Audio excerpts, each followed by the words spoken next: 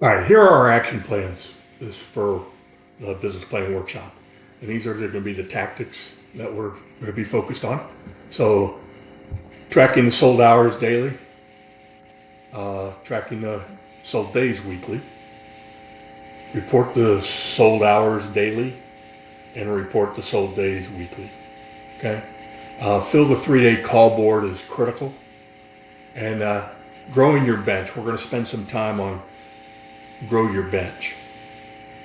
Your bench is going to be your profitability, and your business will. What's the best way for me to say this? Your bench will allow you to grow profitably. Okay, and your bench will allow your current company to be more profitable.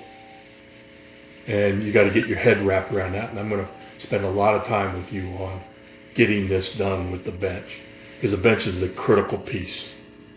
Here, I always thought everybody knew this, but I guess not. And even people that I coached that were doing fairly well did not understand the bench, because I talked to them last week a couple times, saying, "You guys using this bench?" And they're not, and start them back on to getting back on the bench.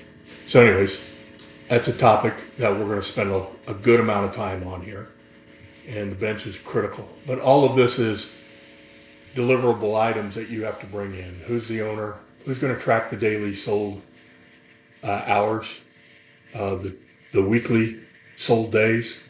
So who's going to own it? When's it due? Completion time.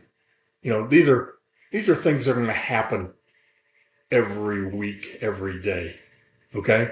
So, but they're the most important things for you to be looking at in your business to make sure that you're doing each one of these right. Now, marketing's a little bit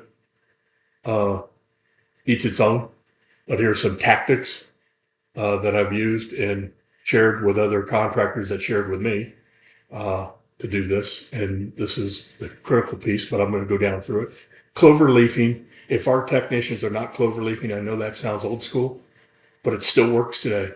A lot of companies that I work with, and I know about, the consolidators for sure. You asked John Conway and Mark Evans. You asked those guys. Clover leafing's a big deal. Okay. System checks. This is for your service agreement. Your system checks is the most profitable side of your business. I'm going to say that again.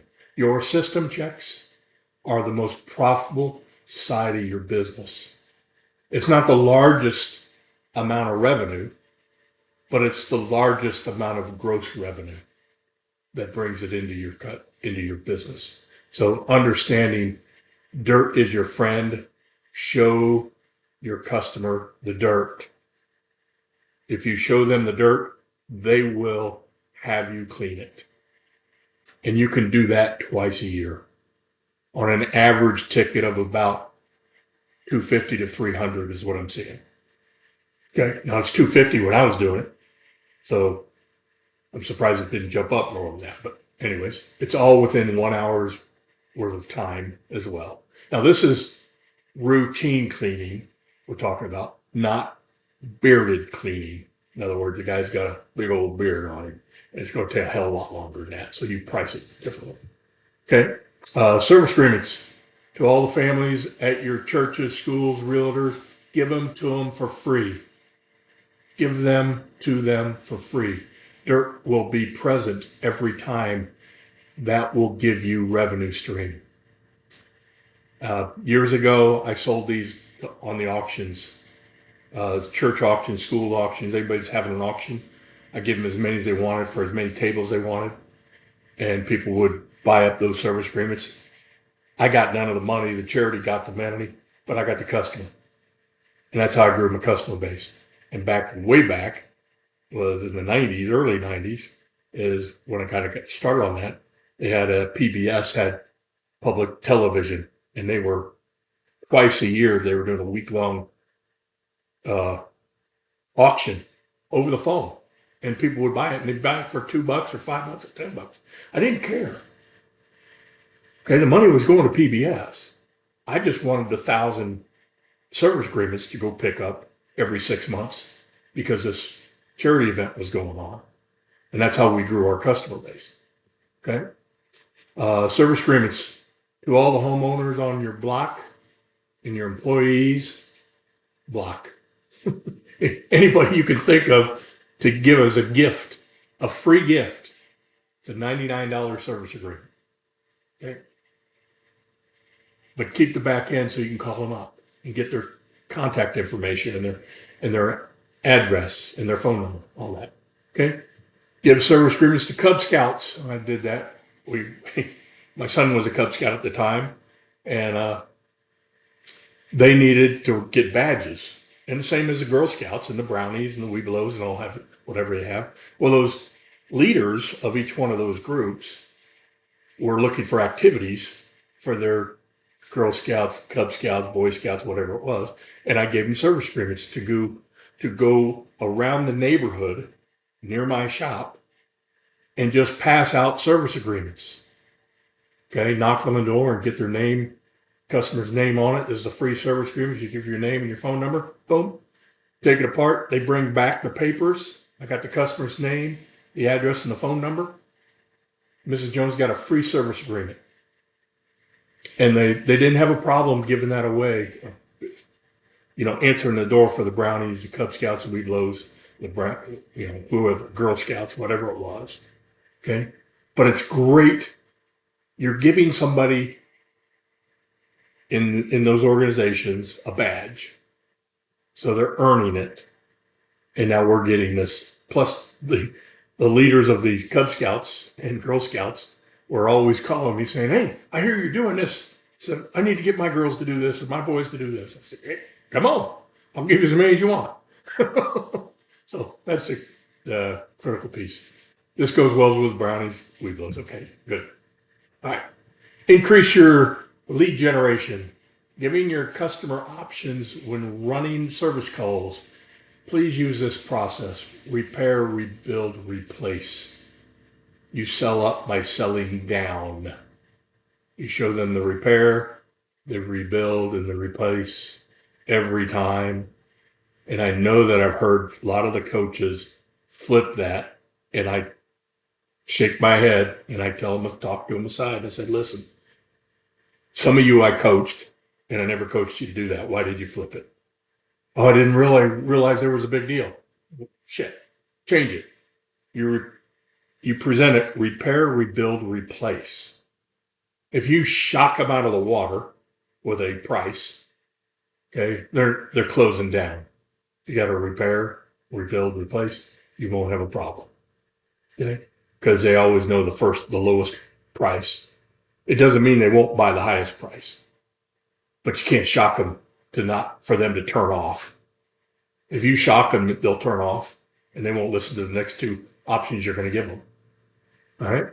Cloverleaf customers. I think that's a repeat. Auctions. I talked about that. All right. Plan call count past 12 months. I'm sorry. Dispatch call counts the past 12 months and dispatch call count for the next 12 months. When you're doing some planning, you need to understand how many you've done. And if you think you're going to triple that, back off. You got to find out what the next 12 months is going to be, but be realistic, okay? Staffing and the bench, techs in the bench. We're talking about that, installers in the bench, sales in the bench, dispatchers, CSRs, management. Okay? There's going to be some tools in here that we'll talk about. Okay? Overhead, salaries, the main ones, salaries, advertising, vehicle expense, and everything else falls into one, all other. It gets into, if you're going to do about county, don't ask me. I've hired an accountant to do it, and I know what it costs. It's not a big deal.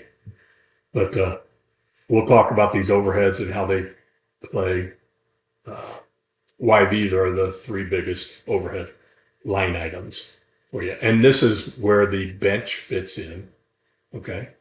The bench is an overhead. So I don't have this in here, but I'm going to put it right now as I'm doing this. Bench. Okay. The bench is critical, very critical for the operations of your business. Then we got other tools.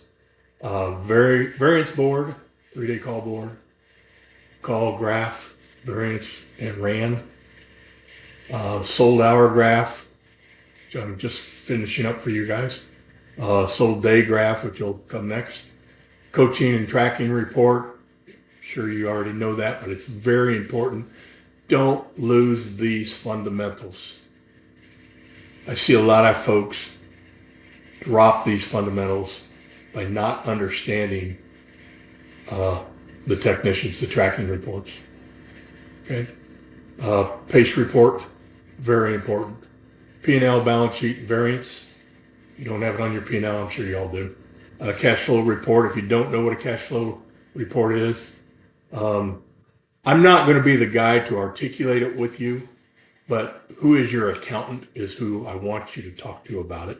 I want to talk about it operationally, what the cash flow report shows you. Okay. And we'll go from there. Strategic partner, Nexstar usage, list them all being used. Find out those strategic partners you guys have are fantastic and they save you money. And it's something that you're outsourcing cheaper than you could bring it inside. Okay. And I always say that. I said, if you got a call center that's making those calls, why do you have a call center? Honestly, why do you have a call center? You can hold both of them accountable if you have that, but I really don't. I've had a call center and I've had not a call center, and not having a call center in my coaching aspect of it, I didn't personally do it because back in the day we had CSRs, but in the last 5 years, I've seen the call center take over a big portion of a business's overhead. Not a large amount of money, but an activity. In other words, you think of the square footage you have doing all that, and they've got hundreds of people on that call phone, and a couple of them are strategic partners. I talked to one of the strategic partners just 3 months ago. Great company. I forgot the name of who they are, but they told me what they're doing, and you guys need to be hooking up with those guys. Look at your strategic partner reports and tell me the one you see, and I'll remember it. But right now, I don't remember it. It's going to happen to you someday too. Okay. So yeah. Okay.